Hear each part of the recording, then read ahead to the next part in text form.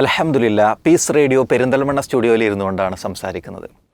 Piece radio ഇന്ന് കേരളക്കരയിൽ നിർവഹിച്ചുകൊണ്ടിരിക്കുന്ന, കേരളത്തിന് പുറത്തുമൊക്കെ നിർവഹിച്ചുകൊണ്ടിരിക്കുന്ന ദൗത്യത്തെക്കുറിച്ച് ആരോടും തന്നെ ഓർമ്മപ്പെടുത്തേണ്ടതില്ല. അൽഹംദുലില്ലാ, ലക്ഷക്കണക്കിന് ആളുകളാണ് പീസ് റേഡിയോ നെഞ്ചോട് ചേർത്ത് വെച്ച്, കാതോട് ചേർത്ത് വെച്ച് ഈ ദീന് പഠിക്കാൻ, അള്ളാഹുവിൻ്റെ ദീന് കൃത്യമായി പഠിക്കാൻ വേണ്ടി ഉപയോഗപ്പെടുത്തുന്നത്.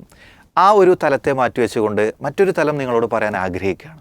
നോക്കൂ, അൽഹംദുലില്ലാ, പീസ് റേഡിയോ സംവിധാനം വഴി ഇപ്പോൾ ഞാൻ നിങ്ങളുടെ മുന്നിൽ ഒരു മിനിറ്റ് സംസാരിക്കുന്നുണ്ടെങ്കിൽ അത്തരമൊരു സ്കില്ല് എനിക്ക് വളർത്തിയെടുക്കാൻ സാധിച്ചത് അൽഹംദുലില്ലാ അതിൽ വലിയൊരു പങ്ക് പീസ് റേഡിയോക്കാണ്.